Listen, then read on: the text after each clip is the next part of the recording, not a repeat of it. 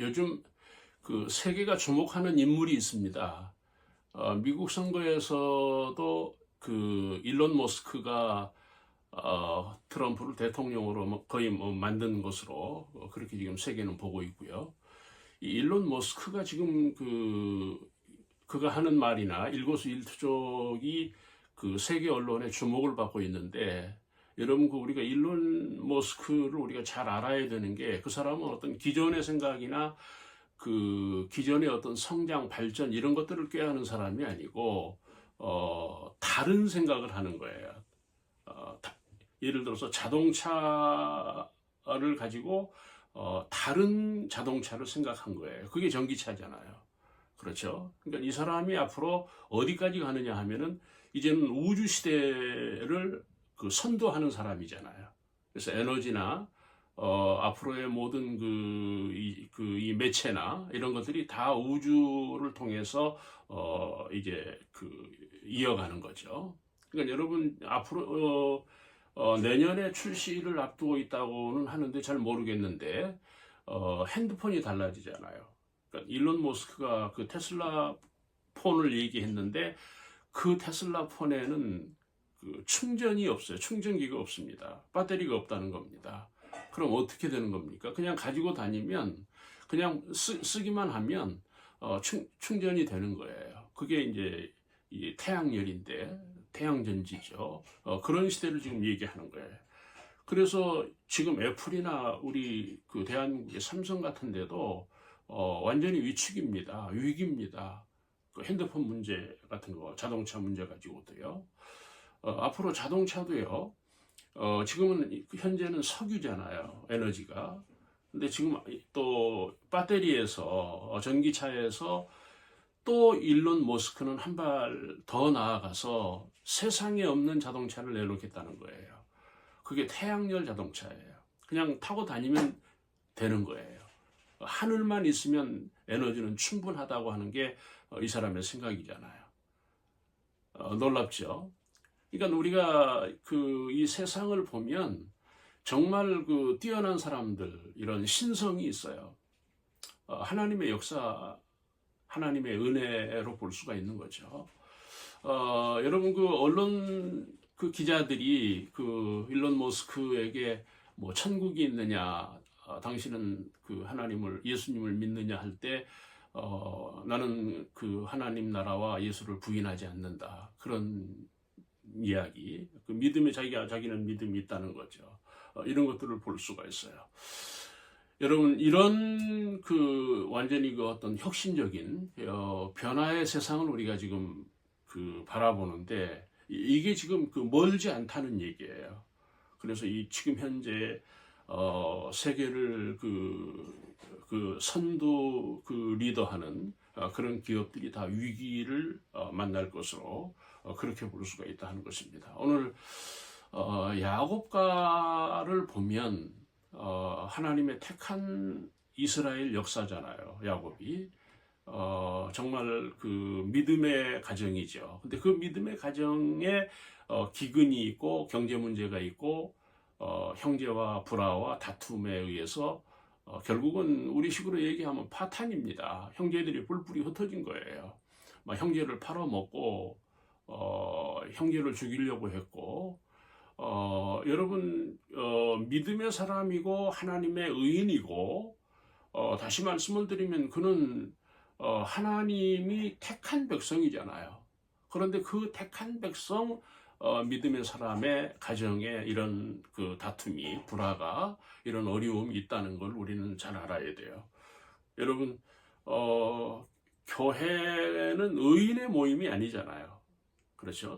어떤 윤리와 선을 가지고 교회가 되는 것도 아니고, 예수님의 십자가, 보혈, 구원, 천국, 이런 것들이 교회의 모임이고 교회가 지향하는 건데, 사람들은 뭐 경제를 가지고 이야기하고, 윤리를 이야기하고, 요즘도 뭐 정치인들 어떤 자격을 논하고 신분을 논할 때 뭐 윤리니 도덕이니 하는데, 여러분 좋은 가정, 믿음의 가정, 하나님의 거룩한 백성에게도 비윤리가 있고 이런 그 불행한 부끄러운 역사가 있다 하는 것도 우리가 알아야 돼요.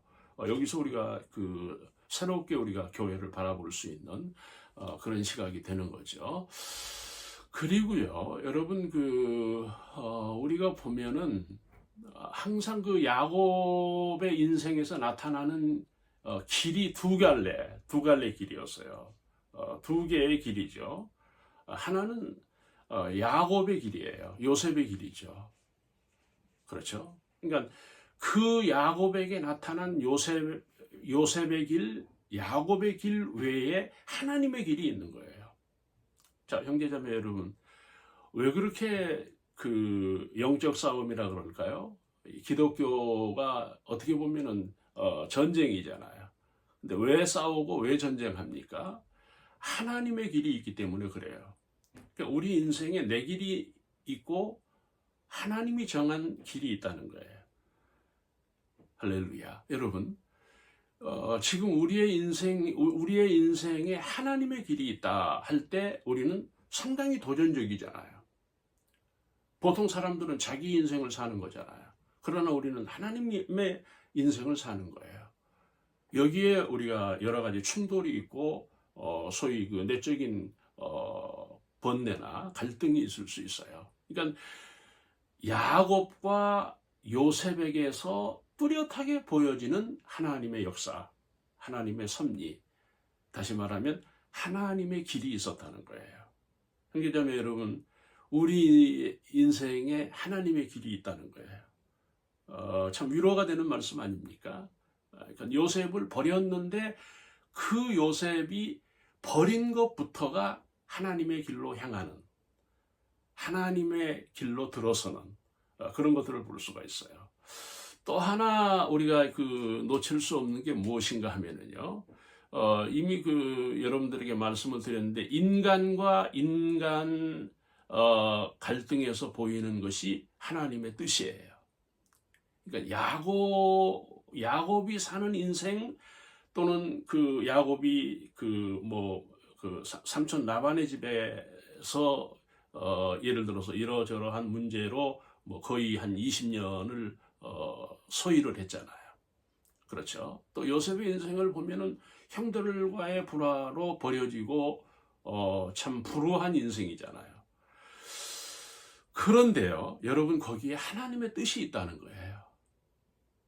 여러분 기근을 통해서 지금 이스라엘이 애굽으로 가잖아요. 왜 그렇습니까? 믿음의 사람이 세상에 가서 그렇게 아부할 수 있느냐? 아부할 수 있습니다. 여러분 식량을 구할 수 있습니다. 믿음의 사람이 더 가난할 수 있어요. 이스라엘이 어려울 수가 있고 이스라엘이 기근에 빠지잖아요. 그런데 거기에 하나님의 길이 제시되고 있는, 결국은 요셉을 만나는, 형들이 요셉에게 절하는 그런 것들을 볼 수가 있습니다. 여러분 우리에게 하나님의 뜻이 있습니다. 그래서 우리는 기도해야 되고 우리가 생각을 늘 열어둬야 되는 거죠. 내 생각으로만 되는 게 아니고 내가 정한 대로만 인생이 펼쳐지는 게 아니라는 거예요. 왜 그렇습니까? 우리에게 하나님의 뜻이 있다고 하는 걸 우리가 가지고 우리가 기도하면서 소망으로 사는 거죠. 믿음으로 사는 거예요. 여러분 장례식에 요즘에 자주 가게 되는데 거기서 찬송하고 하나님께도 영광을 돌리고 우리가 소망을 갖고 그러잖아요. 왜 그렇습니까? 하나님 나라가 있고 소망이 있다는 거예요. 하나님의 뜻이 있다는 거예요. 마지막으로 여러분 우리가 이런 것들을 보면 가난이나 기근이나 불화나 버림이나 실패나 이런 갈등이나 이런 것들을 통해서 결론은 어떻게 됩니까? 야곱의 인생, 요셉의 인생이 풀리잖아요. 요셉은 총리가 되었고 야곱은 이스라엘이 돼요. 이것이 기독교 역사라는 거예요. 여러분 하나님의 뜻이 있기 때문에 우리는 절망하지 않아요. 결국은 인간과의 불화, 어떤 경제적인 실패 가운데서라도 반드시 하나님의 뜻은 있다. 거기서 풀리고 거기서 열리는 인간 역사를 볼 수가 있다는 것입니다. 감사합니다.